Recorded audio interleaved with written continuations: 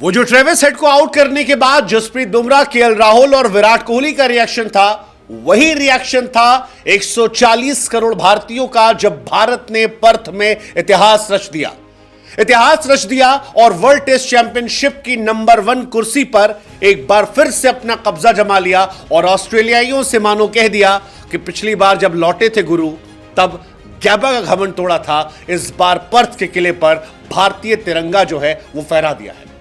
Australia यकीन मानिए बहुत अंडर प्रेशर हो गई है, क्योंकि ऑस्ट्रेलिया को उम्मीद नहीं थी कि वो इंडिया से ये मैच हार जाएगी, और हारी नहीं है, एक तरफा मुकाबले में हारी। 295 रन ऑस्ट्रेलिया नहीं बना पाई थी किसी पारी में, और 295 से उसकी हार हुई है। बॉर्डर गवास्कर सीरीज को लेकर ऑस्ट्रेलिया के तमाम दिग्गजों ने कहा था कि जी ऑस्ट्रेलिया 5-0 से जीतेगी, 4-0 से जीतेगी, 3-0 से जीतेगी। 90% एक्सपर्ट्स उनके इस बात को थे कि वो इंडिया को डोमिनेट करेंगे, इंडिया को एक तरफा मुकाबले में हरा देंगे। लेकिन मानो टीम इंडिया जिसमें कप्तान रोहित शर्मा नहीं थे, शुभमन गिल नहीं थे, मेन गेंदबाजों में मोहम्मद शमी इसका हिस्सा नहीं थे, उन्होंने खुलकर ये कहा हो रुको जरा, सब्र करो, तुम 4 रोज से नंबर 1 हुए हो, हम साल भर से नंबर 1 बने बैठे थे। टीम इंडिया ने 1-0 से बॉर्डर गवास्कर ट्रॉफी फिलहाल आगे लीड ले ली है। हालांकि इंडिया को यह समझना होगा कि वो ऑस्ट्रेलियाई हैं, ऑस्ट्रेलियाई अपनी गलतियों को जल्दी समझ लेते हैं, वो कमबैक करना जानते हैं, जब प्रेशर बढ़ता है तो वो रिएक्ट करना जानते हैं।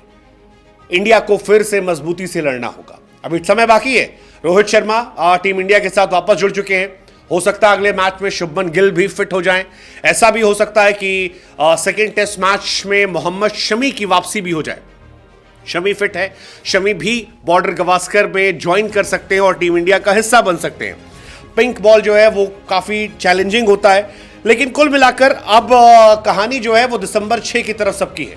लेकिन दिसंबर 6 की तरफ जाएं अगले मैच में, उससे पहले बात करते हैं नवंबर 3 की, क्योंकि नवंबर 3 को इंडिया अपने घर में व्हाइट वॉश हो गई थी। कभी किसी ने सपने में नहीं सोचा था कि इंडिया को घर में हराया जा सकता है 3-0 से, लेकिन ऐसा हुआ। लेकिन 25 नवंबर को इंडिया ने पर्थ में जाकर इतिहास रच दिया। One of the greatest comeback story ever. जैसे इंडिया ने गिरने के बाद कमबैक किया है, यह उम्मीद ऑस्ट्रेलिया से भी लोग करेंगे। इंडिया का ही कमबैक इसलिए भी खास है, जो मैंने भी कहा, रोहित शर्मा नहीं थे, शुभमन गिल नहीं थे, मोहम्मद शमी नहीं थे, नीतीश रेड्डी का डेब्यू था, हर्षित राणा का डेब्यू था, देवदत्त पडिक्कल को टीम में शामिल किया गया था, केएल राहुल काफी समय से बाहर चल रहे थे, कमबैक हो रहा था।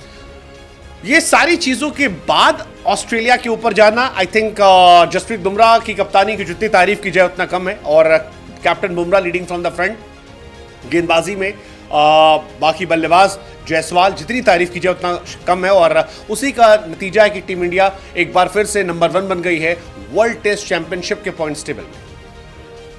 इंडिया अगर आप बात करें आखिरी 4 टेस्ट मैच की, तो पर्थ में मैच जीता, गैबा में मैच जीता, सिडनी में ड्रॉ हुआ था, मेलबर्न में हमने मैच जीता। ये आखिरी 4 मैच हमारे हैं, यानी ऑस्ट्रेलिया को ऑस्ट्रेलिया में जाकर धूल चटाना हमारी फितरत बन गई है। आखिरी 5 अगर बॉर्डर गवास्कर सीरीज की बात करें तो 2-1 से इंडिया जीती थी ऑस्ट्रेलिया के सामने, 2-1 से फिर हम जीते थे ऑस्ट्रेलिया के सामने, 2-1 से जीत, बार बार हम जीतते ही आए, हम हारते नहीं हैं। लेकिन इस बार ये कहानी इंटरेस्टिंग होने वाली है। इस बार पर्थ ने एक थप्पड़ दिया है ऑस्ट्रेलियाइयों को, एक ऐसा थप्पड़ जिसे शायद वो भूलेंगे नहीं। इंडिया की बिगेस्ट टेस्ट विन है ये, 295, इससे बड़ा स्कोर हमने कभी जीता नहीं। 279 से हमने इंग्लैंड के सामने 1986 में जीता था, ये बड़ी बात है। अब यहां पर ये मैच जीतना बहुत इंपॉर्टेंट हो जाएगा, क्योंकि ऑस्ट्रेलिया भी वर्ल्ड चैंपियन है, ऑस्ट्रेलिया बड़ी टीम है, वर्ल्ड टेस्ट चैंपियनशिप जीत कर आई है। अगर हमें ऑस्ट्रेलिया को हराना है और अगर हमें WTC फाइनल खेलना है तो हमें ऑस्ट्रेलिया को पटकनी देना पड़ेगा। हमें ऑस्ट्रेलिया को बताना पड़ेगा कि आपका शहर है, आपका देश है, लेकिन हम आपके देश में आकर आपको हराएंगे। अगर आज के दिन की बात करें, आखिरी दिन का मैच बहुत टफ तो नहीं था, क्योंकि इस मैच में अगर आप देखेंगे सुबह आते ही उस्मान ख्वाजा का विकेट गिर गया, उस्मान ख्वाजा को आउट कर दिया, आते ही तुरंत वो आउट हो गए थे, सिराज ने उन्हें आउट किया और ख्वाजा साहब जो है वो 4 रन बनाकर चले गए। स्टीव स्मिथ थोड़ा टेक्निक कोशिश कर रहे थे, लेकिन ऋषभ पंत एक स्पाइडरमैन वाला कैच पकड़ते हैं और वहां से वो भी चले आते हैं।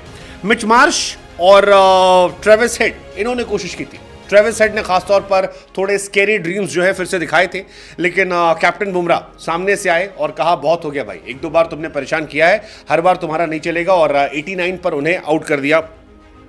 बाकी फिर फॉर्मेलिटी थी, नीतीश रेड्डी ने मिचेल मार्श को बोल्ड किया और बाकी खाना पूर्ति थी जिसे कर कर इंडिया ये मैच जीत गई।